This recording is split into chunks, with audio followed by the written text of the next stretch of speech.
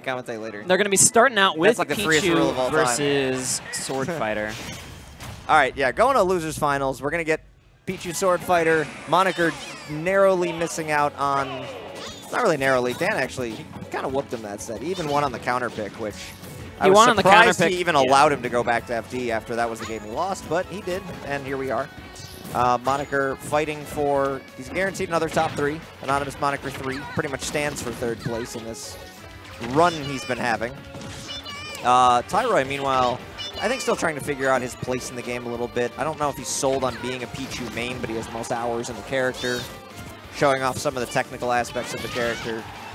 Losing that disjoint battle, but Moniker dying. Entirely sure what the plan was there for Moniker. He kind of like backed up, wanted a sweet spot the ledge low, I guess. I think he thought it would magnet hands a little bit more than it did. I'm actually kind of surprised it didn't. But when you're going straight up, Swordfighter doesn't really have any horizontal grab whatsoever in either direction, so that can happen on mistake. Oh, daring to up tilt.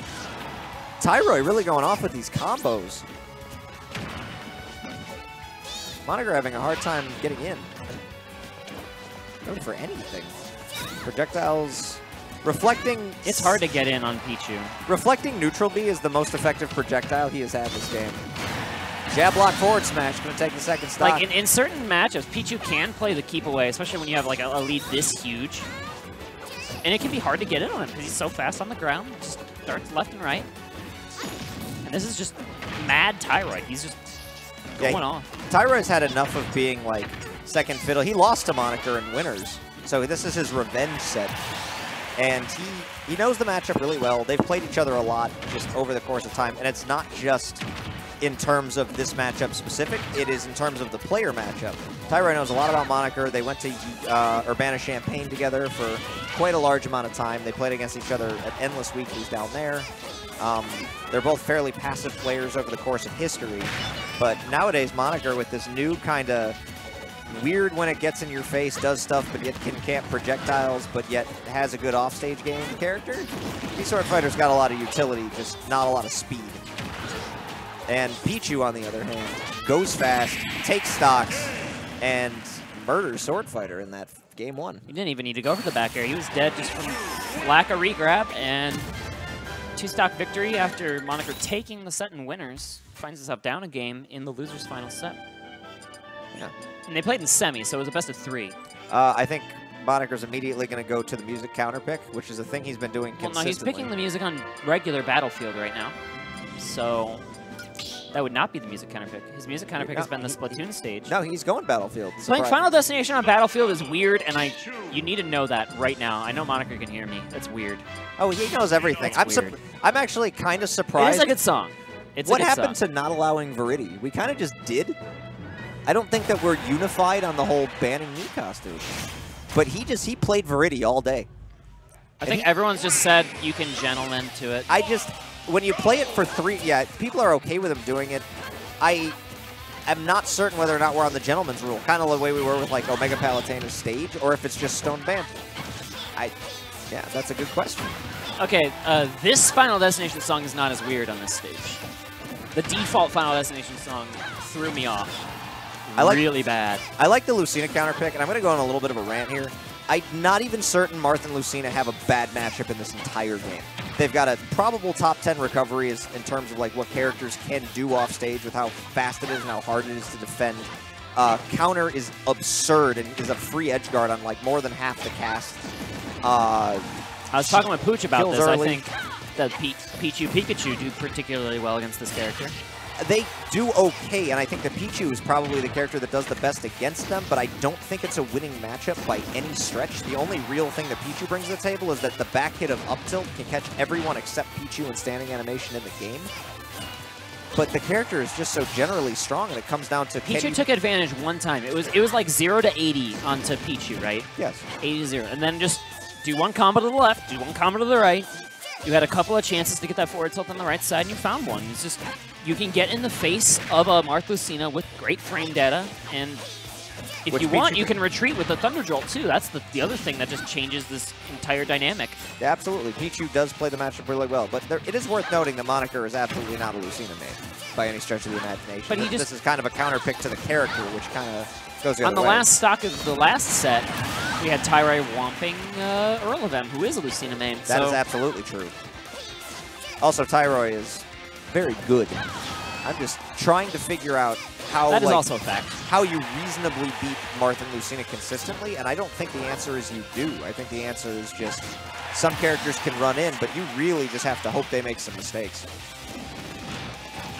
Meanwhile, not a lot of mistakes coming out from Tyroy. He got caught once, but he died early because Peach is very light, and here we go with the combos. Putting up about 30-ish% there off of one up tilt. Gets the lightning loop re-grab. Oh, well, good DI in. That could have been a disaster if he was trying to DI out of it or the other way. A little slow on that roll read, but the roll was there.